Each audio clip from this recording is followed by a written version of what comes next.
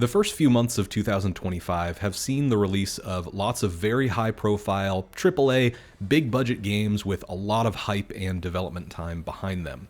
Notably, both the long-awaited Monster Hunter Wilds and Obsidian's new action RPG Avowed released within days of each other on the same month, and alongside these were titles like Kingdom Come Deliverance 2, the PC release of Final Fantasy VII Rebirth, and the soon-to-be-released Assassin's Creed Shadows. All of these are releases that could easily soak up 100+ hours of your time individually, and they're on the bleeding edge of game design, graphics, storytelling.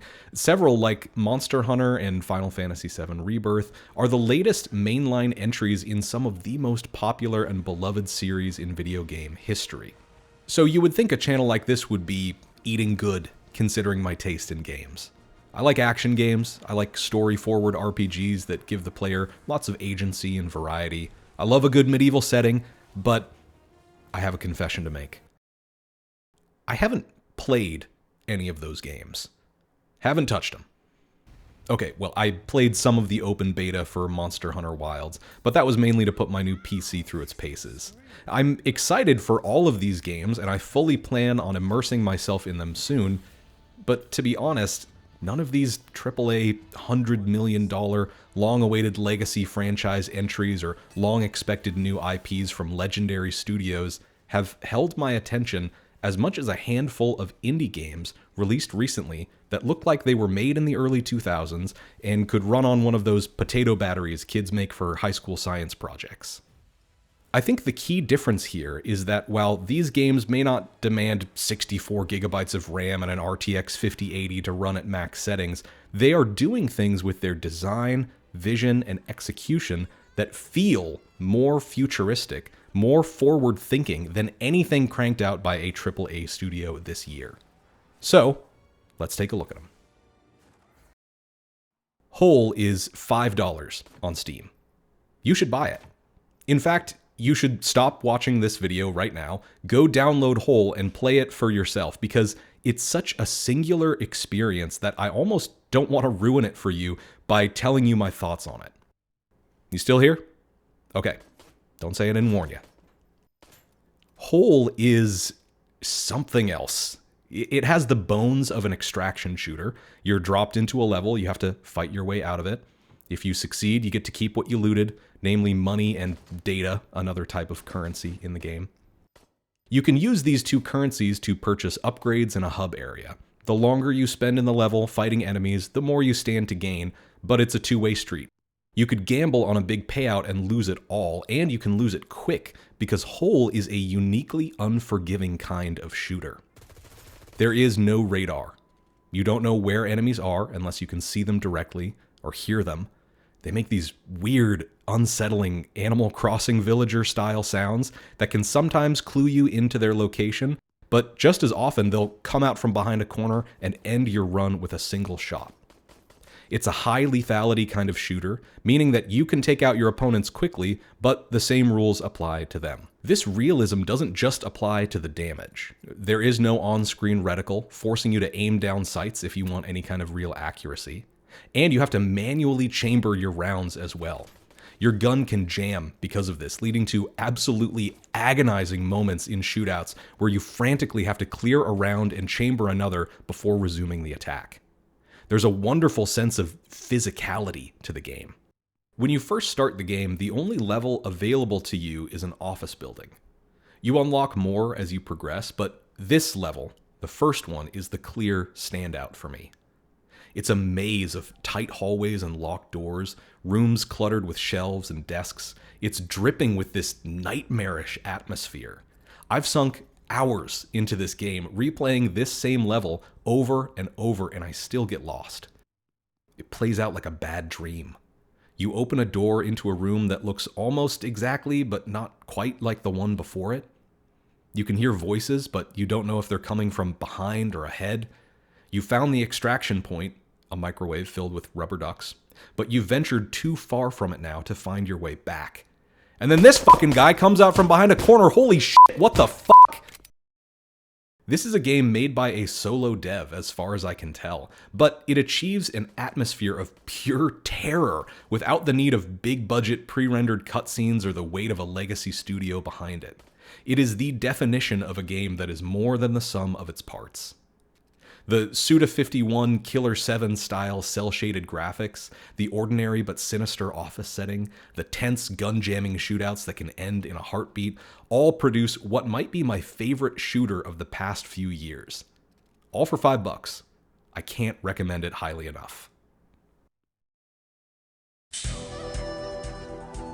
When I was in high school, I played the first Deus Ex game, and I remember being a little baffled by it. It seemed so expansive. Every level was this huge, sprawling maze of encounters, NPCs, items to interact with and collect, multiple branching pathways, stealth sections, combat challenges. It was a little overwhelming. But it left a strong impression on me and colored my taste in games ever since. I love a good immersive sim. 2017's Prey is one of my favorite games of all time. RIP Arcane Studio. So imagine my surprise when I heard about Parapa, a game which not only aims at the visual style of early 2000s immersive sims, but manages to iterate on their ambitions in an incredibly atmospheric and forward-thinking way. The game starts with you waking up in a garbage dump, which I'm sure is something my viewers can relate to. The first few minutes are pretty standard fare. You practice some abilities, there's an energy gauge to mind, you have a neat little drone thing to surveil your surroundings. You meet a guy who gives you a quest and a few options on starter gear. Stealth, guns blazing, etc. Not remaking the wheel here, but it controls nice and I dig the maximalist UI and art direction. After this, you're directed up onto some rooftops and given some typical 2000s game design vague directions on where to head next. The view from the rooftops is appropriately moody.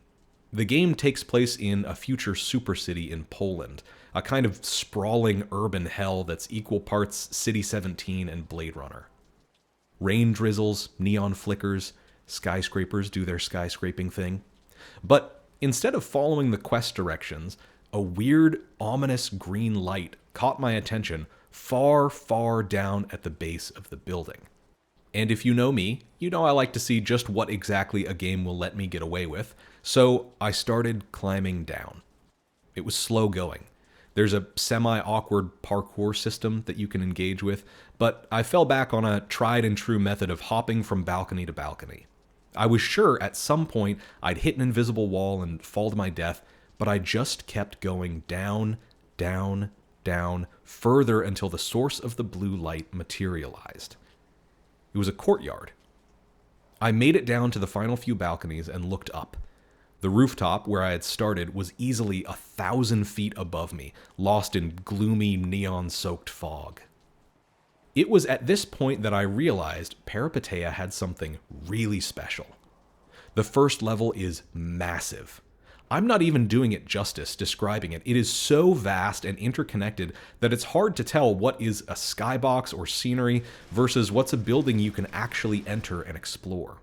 And more often than not, it's the latter. I spent hours just wandering so far off the beaten path, I actually sort of soft-locked myself and had to start over. But who cares? This game made getting lost feel so good. It brought back all those fond memories of Deus Ex, only dialed up to 11. Parapa also reminded me of another formative piece of my childhood, the 1990s and early 2000s manga Blame by Tsutomu Nihei. Blame is set in a megastructure the size of the solar system, a massive, sprawling machine city utterly hostile to human life, the result of a technological singularity and machine learning run amok.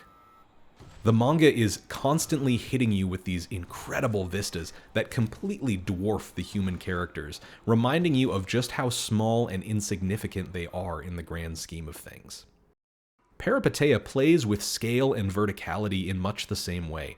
The sheer height and depth of some of these levels is staggering, almost vertigo-inducing. It really accomplishes this feeling of being lost in an indifferent, vast space that does not care if you live or die. As game dev budgets balloon into the hundreds of millions of dollars and game worlds swell to encompass hundreds of square miles, there's been this weird shrinking effect, especially in open world games. Most open worlds are just empty, uninteresting. There are long stretches where there is nothing to do or see.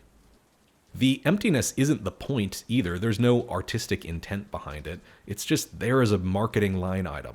Our game is 100 square miles, yada yada yada. Stuff like that. So it's refreshing to see an indie title like this achieve a sense of scale on a smaller budget and prove that in most cases, art direction and style win out over sheer graphical fidelity and download size. Remember that video that was making the rounds a little while ago that featured a first-person view of a knight with a sword in one hand and a cigarette in the other, no-clipping through the ruins of an ancient castle? The elevator pitch for Blood Thief is, what if that was a whole game? Blood Thief is many things. It's like if the glidey, lubed-up movement of the early Quake games had a baby with Tony Hawk Pro Skater, but the art director from the Thief games was there too for some reason. It's a twitchy, fast-paced, time trial medieval combat vampire simulator with a bangin' soundtrack and an addictive gameplay loop focused around using just the right tool at just the right time to shave milliseconds off your run. If that all sounds overwhelming, that's because it is. The game takes a maximalist approach to its design, but is just so confident in what it's doing that when you get on its wavelength, it starts to feel like nothing else on the market right now. The Tony Hawk comparison isn't just me reaching into my childhood memories for a comparison either. The developer has a whole series of dev diaries that you can watch right now on YouTube. They're linked below in the description. And these dev diaries reveal a lot about his philosophy and inspirations, Tony Hawk being one of them. He talks about finding lines in those games, routes you could exploit for the best possible times, and building Blood Thief around a similar idea. The game gives you a multitude of different ways to achieve these times and cut seconds from your run, like air dash attacks, wall running, sliding. I found myself genuinely stumped a few times as to how I was supposed to put these things together. Each level, at least the ones available in the demo right now, are like puzzles designed to introduce you to these core mechanics of conserving momentum, timing your attacks, and catapulting yourself from one part of the level to the next. What Blood Thief reminds me of more than anything else, though, is the anarchic Wild West days of early 2000s Flash games on sites like Newgrounds. It feels like something you and your buddies would have discovered at 2 a.m. in between rounds of Halo 2 matchmaking and late-night Toonami marathons. One of those weird but brilliant games with these ingenious core mechanics that would keep you glued to the screen for hours trying to master it. It really serves up something that feels both old school and forward thinking, and I think you're going to see a lot of hype around this game when it releases in a finished state. The demo is currently free on Steam, and like all of these games, pretty much any PC can run it. It is absolutely worth checking out. There are plenty of videos out there bemoaning the supposed death of video games, attributing this so-called decline in quality and in the industry in general to all sorts of contradictory things. I don't want to add fuel to that fire because, like I said at the top of this video, 2025 is shaping up to be a year with dozens of high-quality releases from major studios. 2024 was much the same. It was a banner year for both new IPs and returning favorites from big studios. But there have also been an increasing number of high-profile bombs. Absolute flops, where hundreds of millions of dollars were basically set on fire and whole teams of developers lost their livelihoods. Even games that exceed expectations and capture massive audiences can be subject to sudden cuts, and major releases from storied teams are plagued with performance issues despite these sky-high budgets. At some point, I think we need to start asking, what is all this money for? What sort of value is being delivered by these games, and do they really need to command roughly the equivalent of the GDP of a small country in order to deliver it? Because from where I stand, some of the most interesting and forward-thinking games available right now are being made by small teams and solo devs, released at a quarter or even a tenth of the price of a AAA release, and delivering an experience that I can't find anywhere else. And that's not to say indie game development is some perfect utopia, but maybe their smaller team sizes, limited budgets, and more restrained scope actually afford them more freedom to mine the past in terms of aesthetics and art direction while innovating on gameplay and providing forward-thinking experiences that are nowhere to be seen in their big budget peers.